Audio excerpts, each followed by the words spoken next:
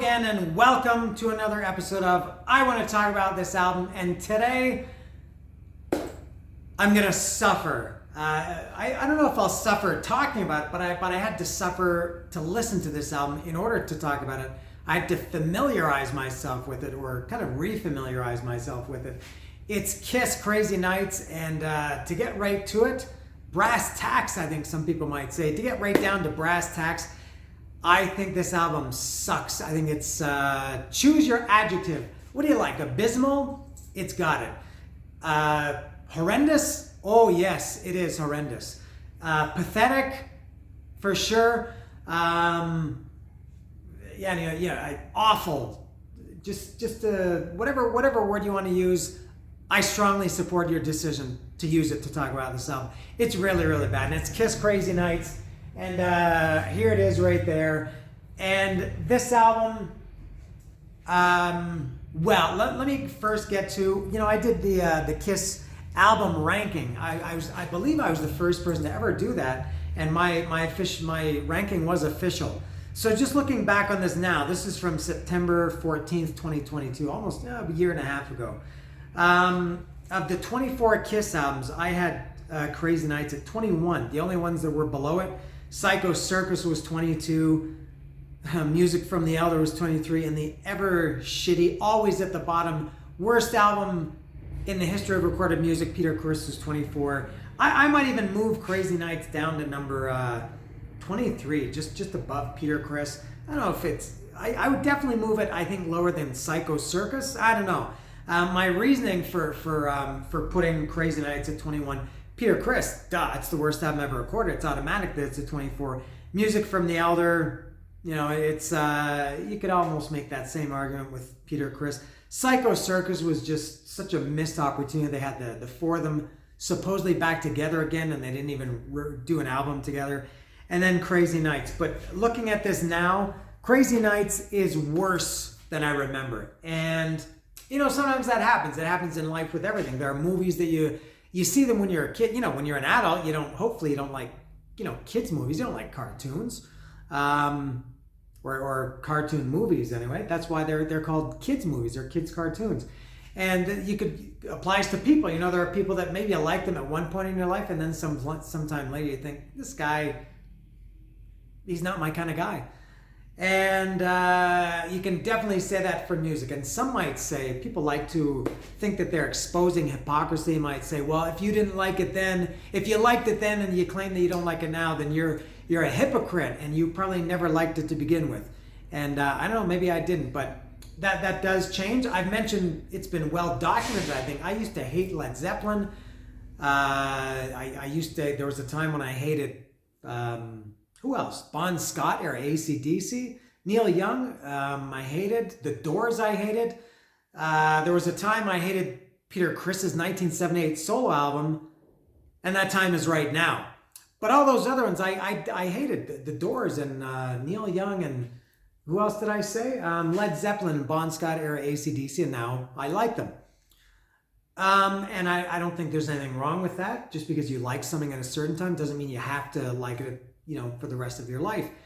But so this album came out in 1987. I was 17 years old. I had been a Kiss fan at that point for 11 years. And I think what happened was, and this is, I can't think of any off the top of my head, but it has happened before, where maybe Prince, Purple Rain was like this. You're kind of expected to like something or not like something. And then you kind of trick yourself into believing that you do like it or you don't like it based on expectations. I'm using Prince in the opposite example. When Purple Rain came out in 1984, and I was listening to Metallica and Slayer and Iron Maiden and Motley Crue, I wasn't supposed to like Prince, but I love Purple Rain. But I think I definitely didn't want to tell my friends, and I maybe didn't want to admit it to myself. Now, Purple Rain is an all-time great record. And I think it's the same with Crazy Nights, but in the opposite direction. In 1987, when this came out, I've been a Kiss fan, as I said, for 11 years. And it was expected that, well, it's Kiss. You have to like Kiss. You have to love Kiss. And I think even retrospectively, I didn't love it at the time. Now, my good friend Pete, at the time, he said, and he was, at that time anyway, a Kiss fan as I am, or was at that time, he thought this album, Crazy Nights, sucked at the time, and I said, nah, it's a good album. He especially hated the title track, and I liked it.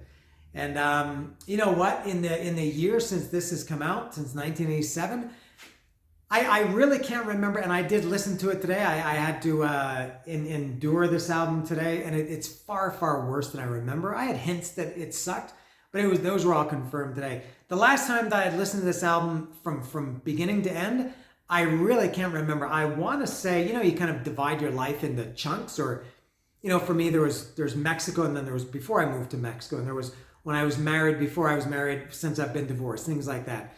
And I want to say I haven't listened to this album in full since I've lived in Mexico 18 years, and that's probably true. It might even be much longer. It might be 10 years more than that. There have maybe been, I don't even know if there were some songs here and there that I thought, I want to listen to Bang Bang You today, or I really have a craving, a hankering, you might say, for Thief in the Night. I don't think I've ever done that with one single song from Crazy Nights. Maybe the only ones I've listened to is if they came on in my random shuffle, and then I had to sit through 4 hours, 4 minutes and 7 seconds, or however long these songs are. And it's such a bad album. And one of many albums, Kiss albums, maybe starting with Dynasty, that they're just such dishonest. Starting with Dynasty, I guess really Love Gun is the first real honest, or the last honest Kiss album, meaning that, and even that is questionable because Ace, didn't play on some of it, and even going back to Destroyer, he didn't play on some of that. And Kiss was always chasing trends. Dynasty, they were kind of, disco was popular, so of course they had a disco feel, and even Unmasked had kind of a disco feel or pop feel or something. And then The Elder, they said, no, we got to make an album that everybody is going to think that we're great musicians and we're much deeper than we really are. And then they kind of went back to Creatures of the Night, but even that was maybe in response to, heavy metal. Blackout was 1982, and Iron Maiden was coming on, and even Venom, and I don't think Kiss were influenced by Venom, but so they went back to a harder sound with Creatures of the Night and Lick It Up, and I love Lick It Up. Great Kiss album. And then, with Animalize, Asylum, and this one, not too much with Animalize, but yeah, Asylum, and even though I like Asylum, this one especially, they went kind of in a hair metal direction. There's some of this album that really sounds like Bon Jovi, and I guess there's nothing wrong with that. I like Bon Jovi. I would even say there might be a Bon Jovi record I'm going to talk about in a future episode, maybe. I like a couple of Bon Jovi albums, but Kiss shouldn't want to be Bon Jovi. And Bon Jovi's Bon Jovi, and Kiss shouldn't want to be Bon Jovi. And then continuing on with that, then they went back again with Revenge to, a more harder black leather, harder sound and look, back to the black leather. And then Carnival of Souls, of course, they were trying to be really heavy and dark, and then it's enough already with Kiss. And so this album is like that. It's just so super bright and glossy and shiny. It's got some of maybe the worst guitar tone I've ever heard. It's nothing against Bruce Kulick as a player, but the guitar tone on this album sucks. The drums don't sound good. This is a really bad Gene album. Going back to Dynasty, had Charisma and X-Ray Eyes, and then Animalize was a really bad Gene album. Lick It Up was a great Gene album. Asylum was pretty good. This Gene is, for me, his songs are fucking terrible in this album. Paul's are not that much better. So that's what I think about Crazy Nights. And I did see this tour. It was December 10th or 12th, 1987 at Maple Leaf Gardens in Toronto. Ted Nugent opened. And again, at the time, I thought, yeah, Kiss. That was my second time seeing Kiss. I'd seen them on the Asylum tour a year and a half earlier in April 8th, 1986. And, cool, it's a Kiss concert again. And I went with, all of my friends went into Kiss at that point. I went with my friend Pete. It was me, Pete, a guy called Brian Palmer, Paul Sadu, Dave Donaldson, and Jason Symington. That might be the only concert I've gone to with 6 of my friends. Because, they were kind of divided. Some of my friends were into thrash. Some were into, more like Kiss. But everybody wanted to see Kiss at this point. And at the time, it was like, yeah, Kiss, cool. But looking back on it, the set list was pretty weak. It was heavy on this album, probably, I would guess, 4 or 5 songs for this album. During most of the 80s, Kiss were not really playing their classics. They were playing 80s material. And yeah, that was not, they looked horrible too. Remember Bruce Kulick? He looked like a jumpsuit or something, that white, with those weird pants and that jacket with the big shoulder pads or something. Very strange look. So I think all of that contributes to why I don't like this album. But mostly, it's the shitty music that contributes to most why I don't like this album. And I'm sure Mike Pratt is screaming at his device. Maybe he's holding his phone in his hand like this, screaming at it. Or maybe he's watching on the biggest television in the world. But I think Mike Pratt is vehemently disagreeing with me right now. Is that right, Mike? So can I get to this track by track? And you may be wondering, well, if it sucks so bad, which it does, why did you buy it? I got to a point when I was buying all the old classic Kiss albums a year ago. I thought, no, I just need to buy the first 6. And I thought, no, I'll buy, Live 2. And then I'll also buy Lick It Up, because Lick It Up is awesome. And then I got to a point where I thought, I just want to get them all, just to fill them up. And I got this at the end of January. This was kind of cool, because this was never available on Amazon. Either not available, or when it was available, it was outrageously expensive. And in late January, I was in Mexico City with my friend Adriana, and we were going to El Chopo, and I met her at her apartment, and we were walking to the Metro bus, and there's a record store on her street, not too far from her apartment, called Discos Aquarios. I think that's what it's called in Mexico City. And she said, do you know this place? I said, no. So we went in, amazing record store. They had just the best stuff there. They had, I don't like Kicks, but they had a Kicks record. They had the Rat box set. They had everything. But it was everything. Every single thing was very expensive, except Kiss Crazy Nights was, it was about at the maximum of what I would pay. So I was very surprised to get it. So that's why I bought it, just to fill it up. And I still need Sonic Boom, but I think that's not available on vinyl or impossible to find these days, so I'll give up on that. If you have a lead on Sonic Boom, let me know, because I would like to buy it. For like $30 maybe. And even that's pushing it. So here's Kiss Crazy Nights. Oh my God, and this look, what a horror. Look at Paul Stanley, Jesus Christ. He's wearing a sweater on his chest. And he's wearing a turquoise thong. I don't know if this bothered me when I was 17. It was definitely noteworthy. I do remember, making jokes or, commenting on it with my friends. But looking back at it now, just the worst look. A turquoise thong with a giant safety pin holding everything in place, and his big sweater chest. I guess I can get through it. I've delayed long enough. I will open it up. This is a very tight shrink wrap. Can I penetrate it with my knife? That sounds like a Gene Simmons lyric right there. I'll go a different route here. Instead of going down the slit, that sounds like another Gene Simmons lyric. Let me do this. All right, there we go. All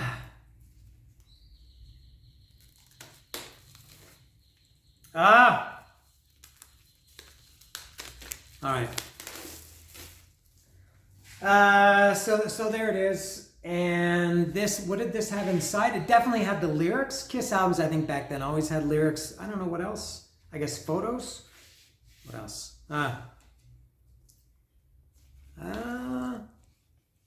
Yeah, there's the photo. They look not so bad there. Pretty okay. I remember Gene's wig in this tour. Horrible. Maybe not quite as bad as Animalized, but not a good look for Gene at that time. And I guess this is going to be the Mercury, the black label with the Mercury logo. Yes, it is. There it is. All right, so getting through these 10, how many songs are on this? 11 songs. Oh, and there's a voucher. If anybody wants to download this, feel free. There you go. I'm going to pull it away in 3, 2, 1. Pause now if you don't have it written down. There you go. This coupon allows you to access all the tracks from this LP as MP3 downloads, blah, blah, blah. All right, I'll put this here. So 11 songs and 11 shitty songs. There's not, when I listen to this today, I realize there's not one song that I like. There's not even one, it's not like I can say, oh, there's only one great song. There's not even one song where I say, I like that song. I really, really don't like this album. So going through it now, the first song is the title track, or almost the title track. The album is called Crazy Nights. The song is called Crazy, Crazy Nights. People try to take my snow. What's the first lyric? I fucked it up already. People try. Yeah, people try to take my soul away. And I'm not going to try to sing it, but that it's so happy. People try to take my soul away. Dun, dun, dun, dun, with that weak, thin guitar sound. But I don't hear the rap that they all say. They try to tell us that we don't belong, but that's all right. We're millions strong. This is my music. It makes me proud. These are my people. This is my crowd. These are crazy, crazy, crazy, crazy nights. Schlock. It's so bad. Why didn't I realize it at the time? Again, I think I was just kind of, too sheepish to admit it, but this song fucking sucks. Sometimes days are so hard to survive. Oh yeah. A million ways to bury you alive. Hey, the sun goes down like a bad, bad dream. You're wound up tight, gotta let off steam. They say they can break you again and again if life is a radio. Turn up to 10. Just the worst. They try to tell us that we don't belong, but that's all right, we're million strong. This song sucks. Crazy, Crazy Nights is crazy, crazy bad. I was gonna say it's the worst, but it's not even the worst. Next is I'll Fight Hell to Hold You. And I guess this one, I want to say something good. This song, I remember liking this at the time. It was probably even my favorite at the time. It's kind of a, lyrically, it's kind of like, if you're just reading the lyrics in the song title, I'll Fight Hell to Hold You, you'd think it's like a ballad or something, but it is a rock song. It's just not a very good rock song. I guess Paul's vocals and I do know the lyrics for a lot of this album. In a world of doubt and danger.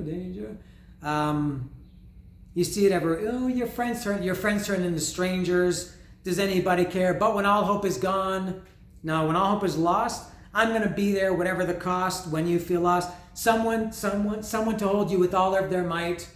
Through the darkest night, I'll be there. I'll fight hell to hold you. No river too deep or mountains high. I'll fight hell to hold you by my side. The jealous and the lonely. They try to keep us apart. That song. I can't pick a favorite from this album. I think they all suck. They don't equally suck. Some suck more than others. But it's hard to even pick. I think I can pick the worst song.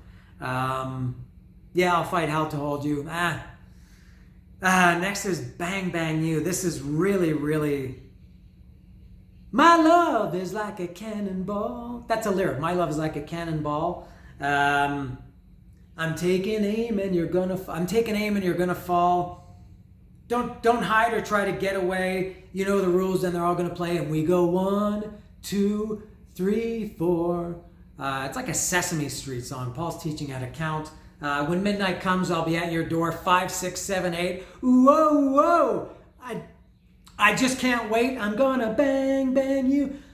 I'll shoot you down with my love gun, baby. And I guess maybe a minor, small credit, a callback to Love Gun. I'll shoot you down with my love gun. Got you in the heart. You're gonna be mine. And I did like this song at the time, but it's just, when I hear it now, it's just, again, so bad, and the guitars are horrible. Hands up, reach for the sky. Don't you know that I'm a bad guy? I'll treat you good because I'm a bad guy. Something else, I'll be the villain in your... if love's a crime, I've got 100 schemes. I'll be the villain in your book of dreams. And they go 1, 2, 3, 4. Sucks. That song sucks.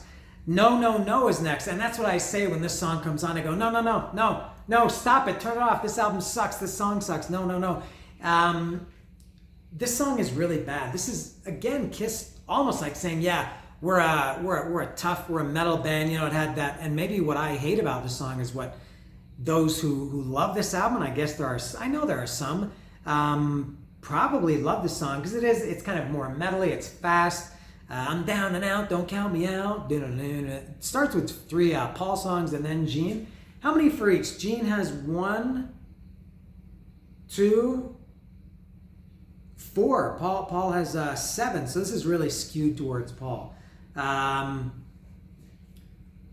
Yeah, no. It's just a bad song. I hit that wailing guitar intro, and I said I'm sure some people love that and the fast drums and everything, and it sounds like Kiss or Bruce Kulick. I know, trying to be like Eddie Van Halen, but I really don't like that. They played it live when I saw them on that tour. And next is Hell or High Water. Just by the song title alone, the song can fuck off, Hell or High Water. And this is classic Gene, Hell or High Water. You know, his song titles often were very, very cliche. Easier said than done. You know, Keel had a song called Easier Said Than Done. Gene wrote it. Rat had some cliche song titles too. Dangerous, but worth the risk. But yeah, God, Coming Home, Cinderella has Coming Home, Scorpions, Kiss have Coming Home. Some song titles should just be barred from being allowed to continue having songs with those titles. And Hell or High Water is another one, or is one of them. That song is a nothing. Come Hell or High Water. At least I remember that. When that song came on, I did remember it. And then the last song are we up to 6 already? 3, 4, 5, 6. Yeah, is My Way. Just the strongest or loudest and weakest keyboards in the intro to the song. Is it this one, My Way? Or I'm thinking of Turn on the Night. Yeah, I think it's My Way that has a really, really horrible, and I don't mind keyboards, you know, it's not, I should say it's not keyboards, it's synthesizer. And some synthesizer is good. I just talked about Faith No More 2 episodes, I think. And one of my favorite bands, they have lots of synthesizer, but it really adds to the music. When Judas Priest was using synthesizers, and at this time, 86, 87, even Iron Maiden dabbled a little bit. Yeah, that was not the best time. But yeah, the keyboards on My Way are just way, way, way too prevalent, and it just sounds very syrupy. Yeah, I'm gonna talk like I talk, walk like I walk my way. Not a good song again. And then side 2, When Your Walls Come Down. Liar, liar, got your pants on fire. Something, the kitten's gonna give her the moon. Oh, you know you want it. I know you want it, you know you want it too. Hey diddle diddle, when the cat wants to fiddle, the kitten's gotta give it the moon. Give him the moon. They say you gotta look before you leap. And we're gonna judge you by the friends you keep. But you're looking nasty and I'm in too deep. You'll be real happy to be losing sleep when your walls come down. Dun, dun, dun, dun, dun. Really, really bad guitar song again. Yeah, you got your lover, you got your script from a Cosmo Guide, 15 ways to find a lover. Don't make me chase you because the author lied. You'll get your answers, babe, under the covers. You say, I want to wait until I'm really sure. And I want a love to last forevermore. And I've got my pride, I've got my dignity. Well, you'll swallow everything when you're with me. Bad song, really bad. Next is Reason to Live, and I should say I don't mind ballads. I think Forever is a great Kiss ballad. Even Every Time I Look at You I think is okay. And I Still Love You, so-so. But Reason to Live, I think I thought it was okay at the time, but again, in retrospect, I just really don't like it. And again, the keyboards are just so strong. They're overwhelming in that song, in Reason to Live. The next song is called Good Girl Gone Bad, another classic. You can probably, even if you didn't know this was a Gene song, you'd know it just by the title. When I was listening to this today, I was out exercising, walking, and the song came on. I have no idea what song it was. It didn't even, nothing lyrically or musically. I was going, what the hell is this? I thought maybe in the 7th track or 8th track, it had switched to random. I thought this was another album. This song is, even at the time, I didn't even know at the time. Just wasn't familiar with it at the time. Am I making sense? that song is a big zero. It's not even that it's so bad. I guess it's some are bad. I know them, but they're bad. This is so bad that I never even learned it. So it's not even catchy. Some of these songs, they're catchy, but that doesn't necessarily mean they're good. And two more that we've got that I've got to suffer through. Turn on the Night. Maybe the brightest, shiniest, sappiest keyboards of all in this song, and they did a video for this song, and it was very catchy. And I do remember, this is one probably that I've changed my opinion about the most. I loved this when I was, I guess, 17. It is very catchy. Turn on the night. I can't wait any longer. Turn on the night. Yeah. I gotta feel this feeling get stronger. But again, listening to it now, it's just a bad song. And then the last song is Thief in the Night. This is like Good Girl Gone Bad. I had no idea what the song was when it came on. I thought, what is this? And I had to look and see that it was Thief in the Night.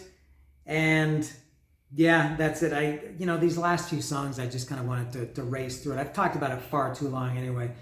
But so Crazy Nights. And what's, I guess, kind of interesting about this album is I'm sure, I know there are a lot of people who love it and a lot of people who hate it. And I would guess that's kind of based on not necessarily your age, but your timeline. If you're into Kiss like I was, and this is not bragging, but it's just the way it is. If you were into Kiss, 70s Kiss at the time, I think there's probably a good chance that you don't like this, but I know a lot of people. My friend Patrick, he discovered Kiss in the 80s, and I guess he loves this album. So I think if you discovered Kiss late, let's say anytime after Animalize, I guess Animalize introduced a lot of people to Kiss because of Heaven's on Fire. And then maybe after that, they listened to Asylum and Crazy Nights and On the Shade, and they love those. Some people even more, they like that even more than the 70s stuff. It's because that's when you were introduced to it. Yeah. So I think, as I've said before, timeline is everything. And by the way, I did get this shirt when I saw them live on December 10th or 12th, 1987. And on the back it had, when I saw them at the concert, it said, I went crazy with Kiss. This one doesn't say this. This is obviously a reprint or whatever you call it. It's not original, but I had to be matchy today. So there it is. The really, really bad, one of the worst by far Kiss albums. And I'm sure I've watched some of these other Kiss rankings, and most people don't really have too many good things to say about this one. And I strongly agree because it's so bad. So there it is. That's all for. I'm sad to say it because I love Kiss so much, but Crazy Nights by Kiss sucks.